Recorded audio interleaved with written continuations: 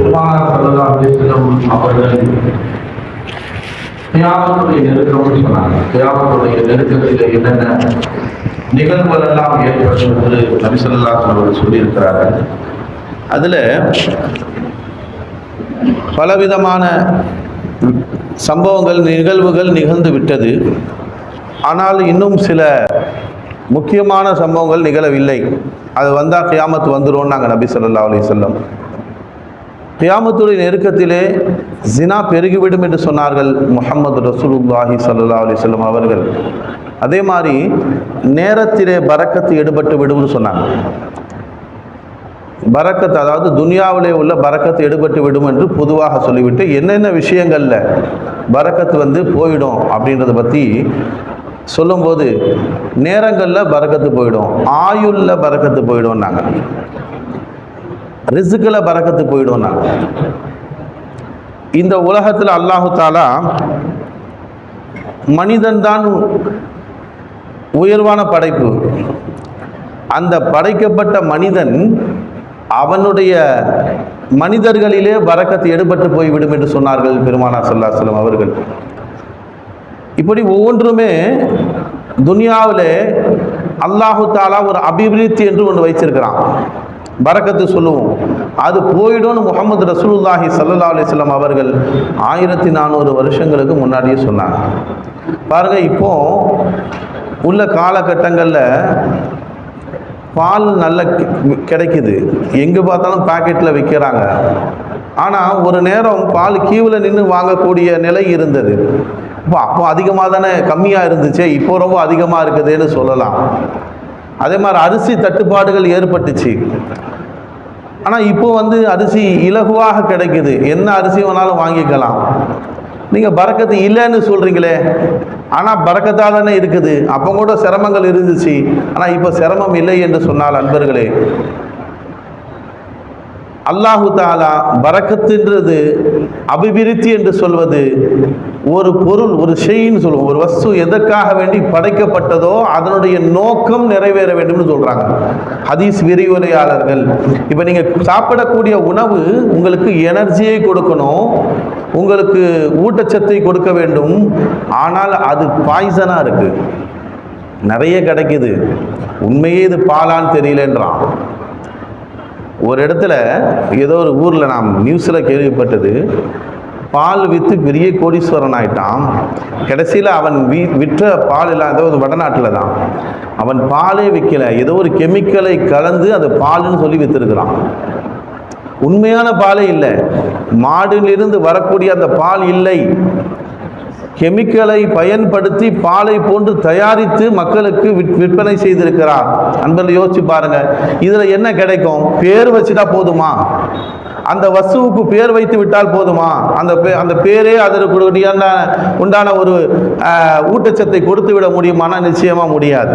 கைரனுலே, அதனால என்ன சொல்லுவேன்னா, பெருமானார் ஸல்லல்லாஹு அலைஹி சொல்றாங்க, ஆயுளில் நேரங்கள்ல உங்களுக்கு அபிவிருத்தி குறைந்து விடும் என்று சொன்னார்கள் முஹம்மது ரசூலுல்லாஹி ஸல்லல்லாஹு அலைஹி வஸல்லம் அவர்கள். கியாமத்துடைய நெருக்கத்திலே அபிவிருத்தி இருக்காது, நேரங்களில் அபிவிருத்தி இருக்காது. ஒரு வருடம் ஒரு மாதம் போல ஓடிவிடும். ஒரு வருஷம் ஒரு மாதம் மாதிரி உங்களை விட்டு கடந்து விடும்னு சொல்கிறாங்க. ஒரு மாதம் ஒரு வாரம் போல் உங்களை விட்டு கடந்து விடும். போன வருஷம் தான் நியூ இயர் வந்த மாதிரி இருந்துச்சு, பொங்கல்லாம் நம்ம என்ன சொல்கிறது ஏத்திகாப்பெல்லாம் இருந்தோம், அதுக்குள்ளேயே ஒரு வருஷம் வந்துடுச்சு. இன்னும் அந்த நினைவுகள் கூட மறக்கவில்லை. ஒரு வருடம் ஓடிவிட்டது. ஒரு மாதம் மாதிரி ஓடுனாங்க முஹம்மது ரசூலுல்லாஹி ஸல்லல்லாஹு அலைஹி வஸல்லம் அவர்கள். ஒரு மாதம் ஒரு வாரத்தை போல ஓடிவிடும். ஒரு வாரம் ஒரு நாளை போல ஓடும். ஒரு நாள் ஒரு மணி நேரத்தை போல ஓடிவிடும் என்று சொன்னார்கள் முஹம்மது ரசூலுல்லாஹி ஸல்லல்லாஹு அலைஹி வஸல்லம் அவர்கள். அதை நாம் கண்கூடாக பார்த்து கொண்டிருக்கிறோம். நபி அவர்கள் சொல்றாங்க, இப்படி காலம் சுருங்கி போகக்கூடிய நிலையில் ரொம்ப வேகமாக நாட்கள் ஓடும்போது நபி சொல்கிறார்கள், நீங்கள் அதைவிட வேகமாக நன்மையின் பக்கம் ஓடுங்கள், அல்லாஹ்வின் பக்கம் ஓடுங்கள் சொல்றாங்க. நேரம் உங்களை விட்டு வேகமாக ஓடுது. அந்த நேரத்தில் நீங்க என்ன செய்யணும்னு சொன்னால், அல்லாஹ்வின் பக்கம் நன்மையின் பக்கம் விரைந்து ஓடுங்கள். நீங்கள் அது ஓடுறதுக்கு தகுந்த மாதிரி நீங்கள் ஓடாமல் நின்று விட்டால் அன்பர்களே நன்மையை செய்ய முடியாமல் போய்விடும். நம்முடைய வயதிலே நம்முடைய ஆயுளிலே நன்மையான காரியங்கள் குறைந்து தீமையான காரியங்கள் அதிகமாக இருக்கும். அதனால் அதுக்கு தகுந்த மாதிரி இப்போ அதாவது ரன்னிங் ரேஸில் ஓடுறாங்களே, யார் எந்த அளவுக்கு வேகமாக ஓடுகிறாரோ அதை கணித்து நாம் அதை விட வேகமாக ஓடினா தான் முதல்ல வர முடியும். இப்போ ரேஸு நமக்கும் ஏன்னா ஆயுளுக்கும் உள்ளதாக இருக்கிறது. மௌத்து நம்மை தேடி ஓடி வருகிறது. அதை விட வேகமாக ஓட வேண்டும் இறைவனை தேடி. அப்போ தான் அந்த அல்லாவை அடைஞ்சு கொள்ள முடியும். ஃபஃபிர்ரு இலல்லான்னு சொல்கிறான் அல்லாஹ் குர்ஆன்ல. ஃபஃபிர்ரு இலல்லா, அல்லாஹ்வுடைய வணக்கத்தின் பக்கம் ஓடுவது ஒன்று இருக்கிறது. அல்லாஹ்வுடைய வணக்கத்தின் பக்கம் வசாரிஉ இலல் ஹைராத்துன்னு சொல்கிறான் அல்லாஹ். நன்மையான விஷயங்களில் விரைந்து செய்யுங்கள் என்று சொல்லுகிறான். ஒரு நன்மையான விஷயம் நம்ம உள்ளத்தில் வந்துருச்சுன்னு சொன்னால் சரி அப்புறமா செய்யலாம் என்று தள்ளி போடாதீர்கள். ஒரு நல்ல விஷயம், ஒரு தான தர்மம் செய்யணும் அல்லது ஏதாவது ஒரு நல்ல காரியம் செய்யணும், தொழுவணும், குர்ஆன் ஓதணும் என்று நல்ல எண்ணம் உங்கள் உள்ளத்தில் வந்துவிட்டால் அதை நீங்கள் அப்புறமா செய்யலாம், இந்த வேலையை முடிச்சுட்டு அதுக்கு பிறகு செய்யலாம் என்று நீங்கள் தள்ளி போடாதீர்கள். அந்த நன்மையான விஷயத்தில் விரைந்து செய்யுங்கள் என்று குர்ஆன்ல அல்லாஹ் சொல்கிறான் ஒரு இடத்துல. காரணம், நீங்கள் அதற்கு நேரம் எடுத்து விட்டால் அந்த நேரம் உங்களை திரும்ப அதை செய்ய விடாமல் ஆகிவிடும். அது உங்கள் கைவிட்டு போயிடும். அந்த நன்மையான காரியங்கள் செய்ய வேண்டும் என்ற ஆசை போயிடும். பாருங்க, நிசாமுத்தீன் மஹபூபே இலாஹி அவர்கள் தன்னுடைய சீடர்களோடு முரீதுகளோடு உட்கார்ந்துருக்கிறாங்க. அப்போ ஒருத்தர் ஒரு முரீது கேட்குறாரு, நான் பையத்து வாங்கி உங்கள்கிட்ட நான் சீடராக பையத்து வாங்கி இவ்வளோ நாள் ஆயிடுச்சு, அல்லாஹ் எல்லார்ட்டையும் பேசலான்னு சொல்கிறீங்க, நாமளும் அல்லாஹ்ட்ட பேசலான்னு சொல்கிறீங்க, இதுவரை என்னிடம் அல்லாஹ் பேசியதாக தெரியவில்லை, அல்லாஹ் எப்போ என்கிட்ட பேசுவான்னு கேட்குறாரு. அல்லாஹ் எல்லார்ட்டையும் பேசுவான்னு சொல்கிறீங்களே, என்கிட்ட அல்லாஹ் பேசுனதே இல்லையே, இது வரைக்கும் என்கிட்ட பேசுகிற மாதிரி தெரியல, எப்போ என்கிட்ட அல்லாஹ் பேசுவான் அப்படின்னு கேட்குறாரு. அப்போது நிசாமுத்தீன் மஹபூபே இலாஹி அவர்கள் பாங்க சொல்கிறாங்க. டக்குன்னு கொஞ்ச நேரத்தில் பாங்க சொன்னாங்க. உடனே அமைதி ஆகிட்டாங்க. அவருக்கு பதில் சொல்லலை. அவரும் உட்காந்துட்டார். பாங்க சொல்கிறாங்க, உட்காருனாங்க, உட்காந்துட்டார். பாங்க முடிஞ்சிச்சு. கொஞ்ச நேரத்தில் தொழுகை, அசருடைய வக்து, தொழுகைக்கு தயாரானாங்க. எல்லாரும் தொழுகத்துட்டு அசர் தொழுதுட்டு கொஞ்சம் அப்படியே வாக்கிங் போகிறாங்க. டெல்லியுடைய வீதியில் வாக்கிங் போகும்போது அங்கே ஒரு மனுஷன் ரொம்ப குளிர்காலம், டெல்லியுடைய குளிர் ரொம்ப கடுமையாக இருக்கும். அந்த குளிரில் நடுங்கிட்டு இருக்கிறான். அவனுக்கு ஒரு போர்வை கூட இல்லை போத்திக்கிறதுக்கு. அவன் மிஸ்கீன், அவன் பிளாட்ஃபார்மில் படுத்துருக்கிறான். குளிரில், கடுமையான குளிரில் நடுங்கிக்கிட்டு இருக்கிறான். போர்வை கூட இல்லை போர்த்திக்கிறதுக்கு. இப்போ அவர்கள் போயிட்டுருக்கிறாங்க. அதை இந்த மனிதர் பார்க்குறாரு. யார் கேள்வி கேட்டாரோ, அல்லாஹ் என்கிட்ட பேசுவானான்னு கேட்டார், அவர் பார்க்குறாரு. அப்போ அவர் உள்ளத்தில், அவர் 2-3 போர்வை வச்சிருக்கிறார் கையிலேயே. அவர் உள்ளத்தில் வருது, உங்ககிட்ட 2-3 போர்வை இருக்குது, இந்த மனுஷன் குளிரில் நடுங்கிட்டு இருக்கிறான், அவனுக்கு இந்த போர்வையை போத்திரு என்று ஒரு எண்ணம் வருது. உடனே அவர், இப்போ நான் இவருக்கு போர்வை போத்திட்டேன்னு சொன்னால் இதற்கு பிறகு அரசர் வருவார். அரசர் பவனி வருவாங்க. சில பேர் அந்த வீதியில் என்ன நடக்குது அப்படின்னு பார்க்க வருவாங்க. அந்த மாதிரி வரும்போது அரசர் கண்ணிலே இவன் பட்டால் இவனுக்கு ஒரு வீடு கூட கிடைக்க வாய்ப்பு இருக்குது. இவ்வளோ கஷ்டப்படுறானே, பிளாட்ஃபார்மில் இருக்கிறானே, அதனால் இவனுக்கு ஒரு வீடு ஏற்பாடு பண்ணுங்கன்னு செய்யக்கூட வாய்ப்பு இருக்குது. நம்ம ஏன் அதை தட்டணும், இந்த போர்வையை போர்த்தி அப்படின்னு அவர் சமாதானப்படுத்துகிறார். திரும்ப கல்வியில் வருது, அரசர் வந்தால் தானே உண்டு, வரலாம் வராமல் போகலாம். இவன் குளிரில் நடுங்கி செத்துருவான் போல இருக்கு. இன்னும் இரவெல்லாம் குளிரில் இருந்தால் எப்படி இருப்பான்? அதனால நீ போர்வையை போத்திட்டு திரும்ப கல்வியில் வருது. அப்பவும் ஒரு சமாதானப்படுத்துகிறார். 3வது முறையும் அவருக்கு அந்த கல்விலை அந்த எண்ணம் வருகிறது. அவர் அவனை கடந்து போய்விட்டார். அப்போதும் அவருக்கு சமாதானப்படுத்தி விட்டார். கல்வை முடிஞ்சிருச்சு. அதுக்கு பிறகு வாக்கிங்லாம் முடிச்சுட்டு போய் உட்கார்றாங்க. என்னிடம் கேள்வி கேட்ட நபர் எங்கேன்னு கேட்குறாங்க. நிசாமுத்தீன் மஹபூபே இலாஹி உடனே எழுந்து நின்னார். நான் தான் கேட்டேன். என்ன கேட்டேன்னு கேட்டாங்க. அல்லாஹ் என்னிடம் பேசுவானா அப்படின்னு கேட்டேன்னாங்க. அப்போ சொன்னாங்க அவர்கள், இப்போ நீ என் கூட வந்தியே வாக்கிங்கு, அப்போ அல்லாஹ் 3 தடவை உன்னிடம் பேசினான். அல்லாஹ் 3 தடவை உங்ககிட்ட பேசினான். அந்த ஏழை, அவன் குளிரில் கடுமையாக, அவன் குளிரில் நடுங்கிட்டு இருக்கிறான். அவனுக்கு உதவி செய்து விடு என்று அல்லாஹ் உன்னிடம் 3 தடவை பேசினான். நீ 3 தடவையும் இறைவனுடைய சொல்லுக்கு கட்டுப்படாமல் உன் நப்சுக்காக வேண்டி அந்த போர்வையை காப்பாற்றணும், இது போயிடக்கூடாது என்ற எண்ணத்திலே நீ கொடுக்காமல் விட்டு விட்டாய். அதனால் அல்லாஹ் உன்கிட்ட பேசவே மாட்டேன்னு முடிவு பண்ணிட்டான். இதுதான் சொல்றாங்க வசாரிஉல் ஹைராத். குர்ஆன்ல அல்லாஹ் சொல்றான், நன்மையான விஷயத்தை நான் உன் உள்ளத்திலே போடுகிறேன், நான் உன்கிட்ட பேசுறேன்றான் அல்லாஹ். நீ என் சொல்லை கேட்கவில்லை என்று சொன்னால் இனி உன்னிடம் பேச மாட்டேன், நான் வேற யார் என் பேச்சை கேட்கிறாங்களோ அவங்கள்ட்ட நான் சொல்லிக்கிறேன்றான் அல்லாஹ். அன்பர்களே, நம்மிடமும் அல்லாஹ் பேசி கொண்டிருக்கிறான், நமக்கு தெரியல. நம்ம ஏதோ நாமோடைய உள்ளத்துல வருதுன்னு நினைக்கிறோம். என்ன வருது? யார் போடுறான்? உமா தஷாவுன இல்லா யஷா அல்லாஹ். அல்லாஹ் நாடாமல் நீங்கள் நாட முடியாது என்று சொல்லுகிறான். அப்போ உன் நல்ல நாட்டங்கள் இறைவனை தவிர வேற யாரும் போட முடியாது. ஹதீஸ் ஷரீஃபில் வருது, மலக்குகள் 8 மலக்குகளை இந்த மனிதனுக்கு பணிவிடை செய்கிறார்கள். 8 மலக்கு அல்லாஹ் கொடுத்துருக்குறான். ஒரு மலக்கு 2 மலக்கு இல்லை, நமக்கு பணிவிடை செய்ய 8 மலக்கு இருக்கிறார்கள். பார்க்குறோம் பார்த்தீங்களா? சில பேர் வருவாங்க, விஐபி வந்தாங்கன்னா பின்னாடி ஒரு 8 பேர் வருவான், அப்படியே அவங்கள அப்படியே இது பண்ணிட்டு. ஸோ இப்போ இது எப்படி நம்ம அப்படியே ஆச்சரியமாக பார்க்குறோம். அல்லாஹ் சொல்கிறான், அடியானே உனக்கு பார்வை இருந்தால் உன் கூட 8 மலக்கை நான் வச்சிருக்கிறேன். எல்லா மனுஷனுக்கும் இருக்கிறான், முஸ்லிம் மூமினுக்கு மட்டுமல்ல, எல்லா மனிதனாக பிறந்த ஒவ்வொருவருக்கும் அல்லாஹ் சொல்றான், நான் மனிதனை சங்கை செய்தேன்னு சொல்றான். மனிதனை நான் சங்கை செய்தேன்றான் அல்லாஹ். எல்லா மனுஷனுக்கும் அல்லாஹு தஆலா 8 மலக்குகளை பணிவிடைக்கு வைத்திருக்கிறான். 4 மலக்கு 4 திசையிலே இருக்கிறார்கள். நம்ம 4 பக்கம் இருக்கு பார்த்தீங்களா? 4 பக்கத்திலே 4 மலக்கு நம்மோடு வருகிறார்கள், நம் பாதுகாப்புக்கு, நம்முடைய பாதுகாப்புக்கு. நான் கீழே விழுவுறோம்னு சொன்னால் அந்த மலக்கு நம்மை விட்டால் தான் விழுவோம், இல்லைன்னா விழமாட்டோம். சில பேர் இடறி அப்படியே கீழே விழுகிற மாதிரி போயிடுவாங்க. அவன் விழுந்துருவான்னு தான் நினைப்போம், ஆனால் எப்படியோ சமாளித்து நின்றுடுவார். நிச்சயமாக அவர் நிற்கவில்லை, அல்லாஹ் அந்த மலக்கு அவரை காப்பாற்றினான். அல்லாஹ் நாடினான்னு சொன்னால் அவன் விழக்கூடாதுன்னு மலக்கை கொண்டு அல்லாஹ் காப்பாற்றிடுவான்.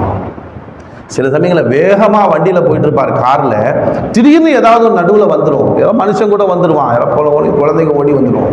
இவரை அறியாமலே பிரேக் போட்டுருவார். அவனுக்கு நாம் இப்போ பிரேக் போட்டோமான்ற சந்தேகமே இருக்கும். நான் பிரேக் அமுக்கவே இல்லையே, எப்படி நான் அமுக்கினேன் பிரேக்கை என்று நினைப்பார். அல்லாஹ் பாதுகாக்கிறான், அல்லாஹ் பாதுகாக்கிறான், மலக்கு பாதுகாக்கிறாங்க. நீங்க பிரேக் போடல, மலக்கு போட்டாங்க பிரேக்கு. எதுக்கு சொல்ல வர? 4 மலக்கு நம்மை சுற்றி 4 திசையிலே மலக்குகள் இருக்கிறார்கள். பெருமானார் சொல்றாங்க, 2 மலக்கு கிராமன் காத்திபின், நன்மையையும் தீமையும் எழுதக்கூடிய மலக்கு 2 புஜத்திலே இருக்கிறார்கள். 6 பேர் ஆச்சு. 7வது நாசிக்கும் தொண்டைக்கும் மத்தியில ஒரு மலக்கு இருக்கிறார்.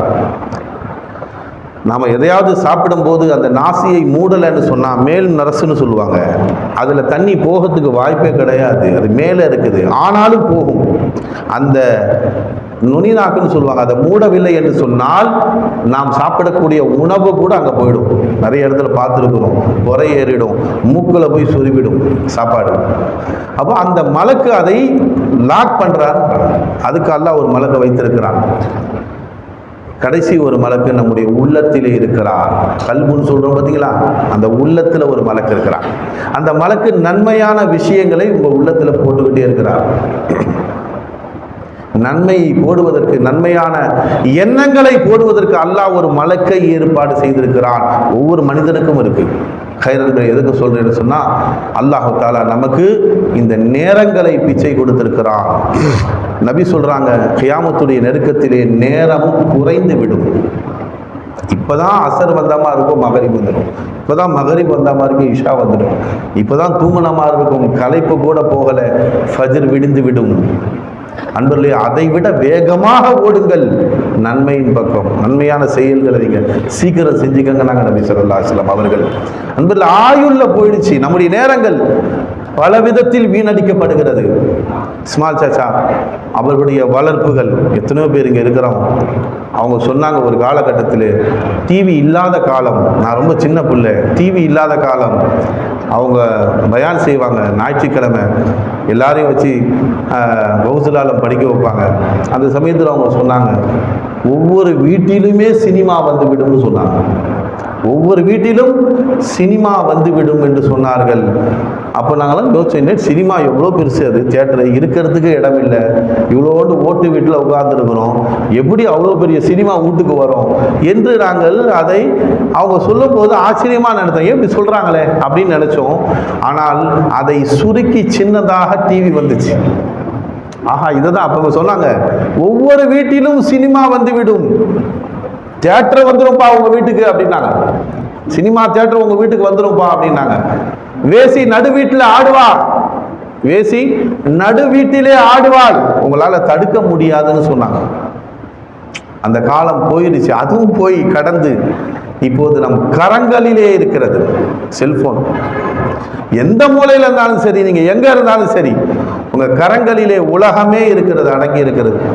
அதிகமான நேரங்கள் இன்று வாலிப வயதுடைய அதிகமானவர்களுடைய நேரம் இந்த செல்போன்ல தான் கழியுது. மனைவி கணவன் பிள்ளைகளோடு பேசி பழகி சந்தோஷமாக இருந்த நாட்கள் எல்லாம் போய்விட்டது. ஒரு வீட்டில் போய் பார்த்தா மனைவி ஒரு பக்கம் செல்போனை வச்சுட்டு உட்கார்ந்துருக்கிறாங்க, கணவர் ஒரு பக்கம் செல்போனை வச்சுட்டு உட்கார்ந்துருக்கிறாரு, பிள்ளைங்க ஒரு பக்கம் செல்போனை வச்சுட்டு உட்கார்ந்துருக்கிறாங்க. யாரும் யாருக்கிட்டையும் பேசுறதே கிடையாது. தனித்திருன்னு சொன்னானே, இன்னைக்கு நாங்கள் தனிமையில தான் இருக்கிறோம். அதிகமான நேரங்கள் தனிமையில தான் இருக்கிறோம், ஆனால் செல்போனோடு இருக்கிறோம். மிக விபரீதமானது இது. தனித்திருன்னு சொன்னாங்க, அல்லாஹ்வோடு தனித்திருன்னு சொன்னாங்க, இறை சிந்தனையோடு தனித்திருன்னாங்க. ஆனால் இன்னைக்கு இறை சிந்தனையை போக்கக்கூடிய வஸ்துக்கள் அதிகமாகிவிட்டது. செல்போனோடு இருக்கிறாங்க. பிள்ளைகள்கிட்ட பேசுறதுக்கு நேரம் இல்லை, மனைவி கிட்ட பேசுறதுக்கு நேரம் இல்லை, கணவன் மனைவியிடம் பேசுவதே இல்லை. அன்பர்களே, ரொம்ப என்ன ஜரூரத், தேவையான வார்த்தைகள் மட்டும் பேசிக்கிறாங்க. அரட்டடிக்கிறதுக்கு நேரம் கிடையாது, பேசிக்கொள்வதற்கு நேரம் இல்லை. ஏன்னா எல்லா கையிலையும் செல்போன். அன்பர்களே, நம்முடைய வாழ்வை சாப்பிடக்கூடியதாக இருக்குது.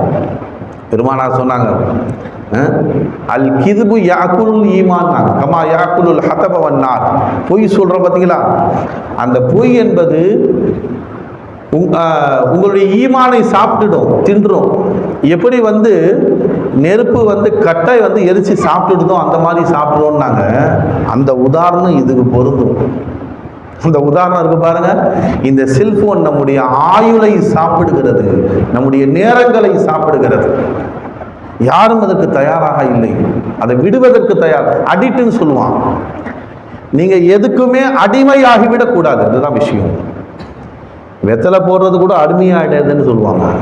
அந்த நேரம் வெத்தலை போடலன்னு சொன்னால் அவருக்கு தலைவலி வந்துடும், ஏதோ செய்ய கையெல்லாம் ஆடுதுங்க, வெத்தலை போடாமல் இருக்க முடியல, அப்படி இருக்கக்கூடாது. டீ குடிக்கலைன்னா என் கை காலெல்லாம் உதறதுன்னு சொல்லக்கூடாது. டீ குடிக்கலைன்னு சொன்னால் எனக்கு மோஷன் வராதுன்னு சொல்லக்கூடாது. இதுதான் அடிக்ட்னு சொல்றது. நாம் ஒவ்வொரு வஸ்துவுக்கும் அடிமையாகி கொண்டிருக்கிறோம். ஒரு சில ஆதத், ஒரு சில பழக்கத்துக்கு நாம் அடிமையாகி கொண்டிருக்கிறோம். அன்பர்களே, அல்லாஹ்வுக்கு மட்டும்தான் அடிமையாக இருக்க வேண்டும், மற்ற வஸ்துகளுக்கு அடிமையாக இருக்கக்கூடாது. ஆனால் நம்ம பல வஸ்துகளுக்கு அடிமையாக இருக்கிறோம். அதில் ஒன்று இந்த செல்போன். செல்போனை விடவே முடியாது. கொஞ்ச நேரம் இல்லைன்னு வச்சுக்கோங்களேன், அவ்வளோதான். அவர் எங்கே போச்சு தேடுறாரு. கொஞ்ச நேரம் எங்கேயாவது மறந்து வச்சுட்டா கூட உடனே தேட ஆரம்பிக்கிறாங்க. அந்த அளவுக்கு உங்களுடைய வாழ்விலே ஒரு பெரிய அங்கமாக மாறிவிட்டது. அது நல்ல விஷயம் அல்ல, கெட்ட விஷயம். நல்லதும் கெட்டதும் கண்ணில் ஒன்றும் கிடையாதுங்க. கண்ணு நல்லது தான், கண் என்பது ஹலால், அது நல்லது தான். பார்வை என்பது நல்லது, ஆனால் அதை நீங்கள் பயன்படுத்தும் வகையில் இருக்கிறது. அந்த கண்ணை கொண்டு நீங்கள் நல்ல விஷயங்களை பார்க்க வேண்டும், நல்ல விஷயங்களை கேட்க வேண்டும். காதை கொண்டு நீங்கள் கெட்ட தீய விஷயங்கள், அல்லாஹ் எதையெல்லாம் ஹராம் என்று தடுத்தானோ அப்படிப்பட்ட விஷயங்களை நீங்கள் பார்த்தால், அன்பர்களே, கண்ணு செய்வது ஹராம். பெருமானார் சொன்னாங்க, அல்ல ஐநானி எஸ்னியான், உங்கள் கண் ஜினா செய்கிறது என்று சொன்னார்கள். நான் சொன்ன பாருங்க, ஆரம்பத்தில் ஜினா பெருகிவிடும்னு சொல்றாங்க பெருமானார். ஜினா பெருகிவிடும். எந்த அளவுக்கு பெருகிடும்னு சொன்னா, இருவர் ஜினா செய்து கொண்டிருப்பார்கள் வீதியில 2 பேர் ஜினா செஞ்சிட்டு இருப்பாங்க. அப்போ போய் சொல்லுவாங்க, ஏப்பாங்க குழந்தைங்கள்லாம் இருக்கிறாங்க, இவ்வளோ பேர் போறாங்க வராங்க, கொஞ்சம் கூட ஹயா இல்லையா, வெக்கம் இல்லை, இப்படி இருக்கிறீங்களே, போங்க எங்க ஓரமா போங்கப்பா என்று சொல்வார்கள். நபி ஸல்லல்லாஹு அலைஹி வஸல்லம் சொன்ன காலம் இன்று வந்துவிட்டது. நம்ம என்ன நினைக்கிறோம், இப்போ வரம் போல தெரியுது, பார்க்கல, பீச்சுகள்ல, பொது இடங்கள்ல, எல்லோரும் கூடக்கூடிய, குழந்தைகள் எல்லாம் கூடக்கூடிய இடங்களிலே ஹராமான ஜினாவுடைய செயல்கள் நடக்குது. பார்த்து சொல்றாங்க, இங்கே இந்த மாதிரி அசிங்கம் பண்ணிருக்க, போங்கப்பா அந்த பக்கம் போங்க என்று விரட்டிவிடும் நிலையில் இருக்கிறது இந்த உலகம். எங்கேயோ வரப்போதில்லை, வந்துருச்சு. அதான் சொன்னேன், கியாமத்துடைய அறிகுறிகள் எத்தனோ முகமது ரசூலுல்லாஹ் சொன்னாங்களே, அதெல்லாம் நிகழ்ந்து கொண்டு இருக்கிறது நம்முடைய வாழ்விலே. இன்னும் எத்தனை ஜெனரேஷன் இந்த உலகம் இருக்கும்னு தெரியல. நபிகள் நாயகம் ஸல்லல்லாஹு அலைஹி வஸல்லம் சொல்றாங்க, பெண்களிடம் ஹயா எடுபட்டு போய்விடும். பொதுவாக சொன்னாங்க, முஸ்லீம்கள் இல்லை, காஃபிர்களிடத்திலும் பெண்களிடத்துல ஹயான்னு ஒன்று இருந்துச்சு. ஹயான்னு ஒன்று இருந்துச்சு. நாட்டியம்னு சொல்கிறாங்க பார்த்தீங்களா, அந்த நாட்டியம் வேசிய ஆடக்கூடியது என்ற ஒரு பழக்கம் இருந்துச்சு. நாட்டியம் ஆடுவது, டான்ஸ் ஆடுறது இருக்கு பாருங்க, காஃபிர்கள் இடத்துலையே. நான் சொல்றது ஒரு 80களில் சொல்கிறேன், 70கள் 80களில் டான்ஸ் ஆடினா அது வேசிகள் செய்யக்கூடிய செயல் என்று சொல்லுவார்கள். ஆனால் இப்போ எல்லாருமே குடும்ப பெண்கள் டான்ஸ் ஆடுறாங்க. இந்த ஷார்ட்ஸ்னு ஒன்று வந்திருக்கு, அல்லாஹ் பாதுகாக்க வேண்டும். ஷார்ட்ஸ், குடும்ப பெண்கள் எல்லாம் வீதிக்கு வந்து விட்டார்கள். தனியாக சில பேர் தான் ஆக்டராக இருப்பாங்க, அதெல்லாம் போயிடுச்சு. சில பேர் தான் ஆக்டிங் பண்ணுவாங்க, ஆக்டராக இருப்பாங்க, அவர்கள் தான் ரொம்ப மோசமான ட்ரெஸ்ஸு போடுவாங்க, மோசமாக அவர்கள் செயல்படுவார்கள், அதெல்லாம் போயிடுச்சு. குடும்ப பெண்கள் இப்போது அப்படி ஆகிவிட்டார்கள். எல்லோரும் அதை பின்பற்றக்கூடியவர்களாக. அதான் சொன்னாங்க முகமது ரசூலுல்லாஹ் ஸல்லல்லாஹு அலைஹி வஸல்லம், ஹயா, வெட்கம் என்பது பெண்களிடம் எடுபட்டு போய்விடும். அந்த காலத்தில் காஃபிருடைய பெண்களாக இருந்தாலும் ஆண்களை பார்த்தா ஓடுவாங்க, மறைந்து கொள்வார்கள். இன்று அது இல்லை. நம்ம இஸ்லாமிய பெண்களிடமே அது இல்லை. காஃபிரான ஒரு ஆண் வந்தால் அவரை பார்த்து வெக்கப்படுறாங்க, தொப்பி போட்டு ஒருத்தர் வந்தால் அவரை பார்த்து வெக்கப்படலை. காஃபிரான ஆண் வந்தால் அவர்கிட்ட சகஜமாக பேசுகிறாங்க, அவர்கிட்ட பொருள் வாங்குறாங்க. இதே ஒருத்தர் தொப்பி போட்டு வந்தால் உடனே உள்ளே போய் ஒழிஞ்சிக்கிறாங்க. யாருக்கு ஹயா? அவன் ஆம்பளை இல்லையா? தொப்பி போட்டு வரவர் தான் ஆம்பளையா? எல்லா ஊர்களிலும் நடக்கிறது இது. காய்கறிக்காரன்லேருந்து எல்லா வியாபாரிகளிடமும் பெண்கள் பேசுகிறார்கள், அவரிடத்திலே ஹயா வெக்கப்படுவதில்லை. சேலையோடு போய் நிற்கிறாங்க, புர்காலாம் போடலை. ஆனால் ஒருவர் தொப்பி போட்டு தூரமாக வந்தால் உடனே உள்ளே போய் ஒளிஞ்சுக்கிறாங்க. ஏன்னா அவருக்கு வெக்கப்படணுமா? அல்லாஹ் அக்பர். யோசித்து பாருங்கள், அவர் ஆண் இல்லையா? இவங்க தான் ஆணா? அவங்கள பொம்பளைங்களா? அன்பிலே, நம்முடைய கலாச்சாரம் எங்கேயோ போயிடுச்சு. இஸ்லாமியர்களே அப்படி இருக்கிறாங்க.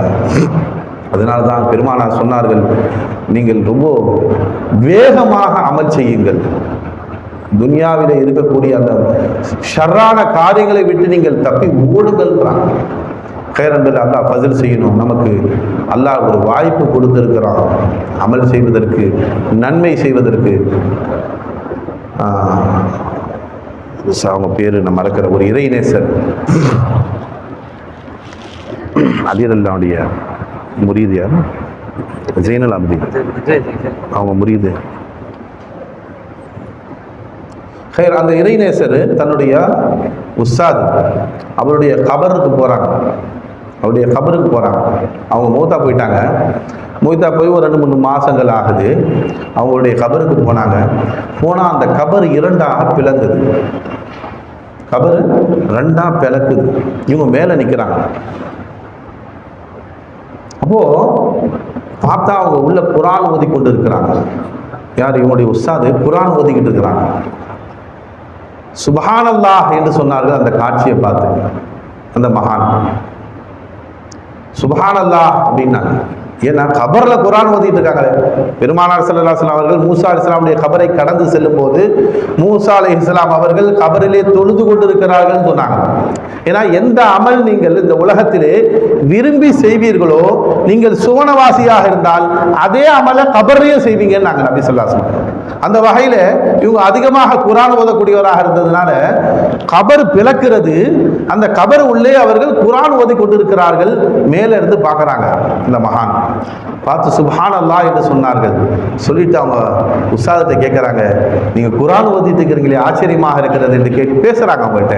அப்போ அவங்க சொன்னாங்க, நான் மறைந்ததிலிருந்து, நான் மூத்தா போனதிலிருந்து இதுவரை 2000 குர்ஆன் ஓதிட்டேன். நான் 2000 குர்ஆன் ஓதிட்டேன். நான் பாருங்க, அப்போ அவங்க வந்து கேட்குறாங்க, மாஷா அல்லா, அல்லாஹ் அக்பர், எவ்வளோ பெரிய விஷயம், நீங்கள் இவ்வளோ சீக்கிரம் 2000 குரான் ஓதிட்டீங்களே அப்படின்னு சொல்லும்போது அந்த அவங்க உஸ்தாத் சொல்கிறார்கள், நீ இப்போ மேலே இருக்கும்போது நான் குரான் ஓதுவதை பார்த்து சுபஹான் அல்லாஹ் என்று சொன்ன பத்தியா, ஆச்சரியத்திலே சுபஹான் அல்லாஹ், அல்லாஹ் என்ன மாதிரி ஒரு காட்சி இது, குரான் ஓதுறாங்களே கபர்லன்னு சொன்னீங்களே, இந்த வார்த்தை, இந்த சுபஹான் அல்லாஹ்வுக்கு நான் ஓதிய 2000 குரான் சமமாகாதுன்னு சொன்னாங்க.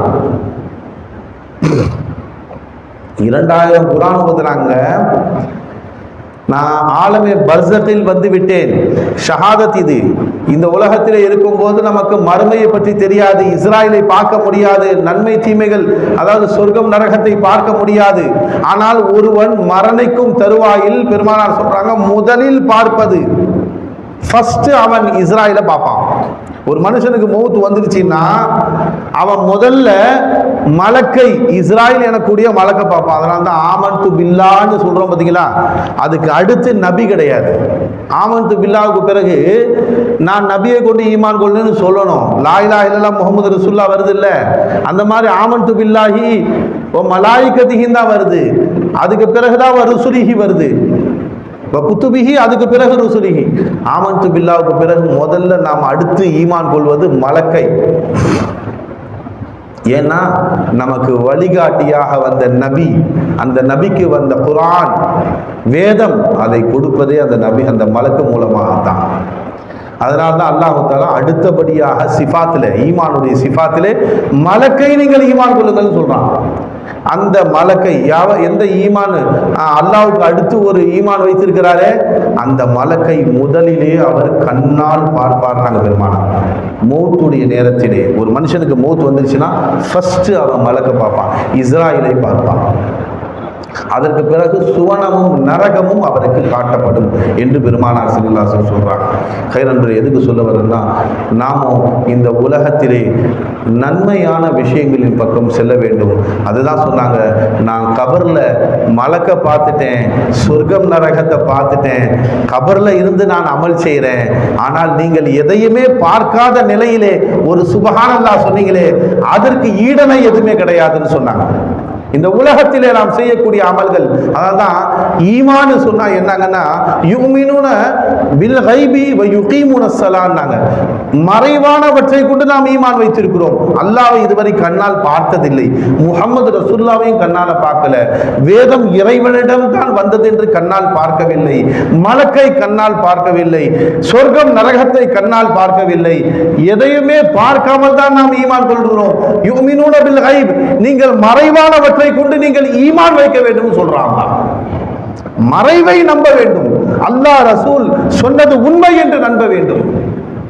அவங்க என்ன சொன்னாலும் அதுதான் உண்மை. கைரன்பர்களே, அந்த ஈமானுக்கு தான் அல்லாஹ் தஆலா நமக்கு சுமனத்தை கொடுக்கின்றான். அந்த ஈமானுக்கு தான் அல்லாஹ் தன்னையே கொடுக்கின்றான். அல்லாஹ் ஃபஃபிரு இலல்லாஹ், நான் முடிச்சுக்கிற நேரம் ஆயிடுச்சு. ஃபஃபிரு இலல்லாஹ், நீங்கள் அல்லாஹ்வின் பக்கம் விரைந்து ஓடுங்கள் என்று சொல்லுகிறான் அல்லாஹ். சாரியுல் கைராத்துன்னு இருக்கு, நன்மையான விஷயங்கள் பக்கம் விரைவது. இங்கு அல்லாஹ் தஆலா என்னை நோக்கிய விரைந்து வா என்று சொல்லுகிறான். இதனால் நண்பர்களே, இறை சிந்தனை நமக்கு தரிபட வேண்டும், உள்ளத்திலே அல்லாஹ்வுடைய ஜிக்ர் நிலைக்க வேண்டும் என்று சொன்னால் நம்முடைய உள்ளம் காலி பாத்திரப்பதே. அந்த உள்ளத்திலே எதை நிரப்புகிறோமோ அந்த சிந்தனை தான் இருக்கும். அதனால் நாம் மற்ற எந்த விஷயங்களையும் பார்த்து நம் உள்ளங்களை கலங்கப்படுத்திக் கொள்ளாதீர்கள். பெருமானார் சொல்றாங்க, உங்க உள்ளம் பரிசுத்தமாக இருக்கிறது, நீங்கள் செய்யக்கூடிய பாவத்தின் காரணமாக அந்த உள்ளத்திலே ஒரு கரும்புள்ளி ஏற்படுகிறது. அந்த கரும்புள்ளியை நீங்கள் நீக்கிவிட்டால், தௌபா செய்து இஸ்திக்ஃபார் செய்து நீக்கிவிட்டால் அது வெண்மையாகிவிடும். அதை நீக்குவதற்கு நண்பர்களே, அல்லாஹ் தஆலா நம்முடைய உள்ளங்களிலே படியக்கூடிய கரையை நீக்குவது அல்லாஹ்விடம் இருக்கிறது. அவன்தான் சுத்தப்படுத்த வேண்டும். எதை கொண்டு சுத்தப்படுத்துவான்? அதான் சொல்லுவாங்க, ஒரு இறைநேசர் அவர்கள் ஒரு பாதையில் போகிறாங்க, ஒற்றையடி பாதை, 2 பக்கமும் சாணி வச்சிருக்கிறாங்க. அந்த என்ன சொல்லுவாங்க, உரத்துக்காக வேண்டி நஜீஸாக கிடக்குது, ஒற்றையடி பாதை மட்டும் சுத்தமாக இருக்குது. அதில் போயிட்டு இருக்கிறாங்க. இதை கடந்து தான் அவங்க பள்ளிவாசலுக்கு போகணும். பள்ளிவாசலுக்கு ஒளி செஞ்சுட்டு, வீட்டிலேயே ஒளி செஞ்சுட்டு அந்த ஒற்றையடி பாதையிலே போய்கொண்டிருக்கும் போது எதிரில் ஒரு நாய் வந்துடுச்சு. அந்த நாய்கிட்ட பேசுனாங்க அந்த மகான், நீ உனக்கு ஷரியத்து கிடையாது, நீ வந்து நஜிஸ்லேயே தான் இருக்கிற, நீயே ஐநூறு நஜிஸ் தான், அதனால் கொஞ்சம் இறங்கிட்டினா நான் போயிடுவேன், அதுக்கு பிறகு நீ போயிடு. நான் இறங்கினேன்னு சொன்னால் இப்போ பள்ளிவாசலில் போய் நான் காலை கழுவணும், பள்ளிவாசல் ஹவுஸுடைய தண்ணியெல்லாம் வீணாக்கணும், அதனால் நீ கொஞ்சம் இறங்கி எனக்கு ஒதுங்கி இடம் கொடு என்று கேட்கிறார்கள் அந்த நாய் இடத்திலே. அல்லாஹால அந்த நாயை பேச வச்சான். அந்த நாய் பேசுச்சு, நான் ஒதுங்கிடுவேன், கீழே இறங்கிடுவேன், எனக்கு எந்த நஜீஸும் கிடையாது, ஆனால் என்னை கடந்து போன பிறகு உங்கள் உள்ளத்தில் ஒரு எண்ணம் வரும். என்ன எண்ணம் வரும்? என் பேச்ச நாய் கூட கேட்குது பத்தியா, நான் பேசுனா நாய் கூட என் பேச்சை கேட்டு கட்டுப்படுது என்ற ஒரு எண்ணம் வருமே, அந்த எண்ணத்தை எந்த கடலில் போய் கழுவிங்கன்னு கேட்டாங்க. அந்த நாய் கேட்டுச்சு. உடனே அந்த மகான் குதிச்சுட்டாங்க பக்கத்தில். அந்த நஜிஸ்லேயே அவர்கள் தாவி விட்டார்கள். காரணம், நான் என்ற அந்த மமதை, நான் அவ்வளோ பெரிய ஆள் என்ற ஒரு எண்ணம் வந்து விட்டால் அதை எந்த கடலையும் கலக்க முடியாது, கழுவ முடியாது. அல்லாஹ் தான் அதை பரிசுத்தப்படுத்த வேண்டும்.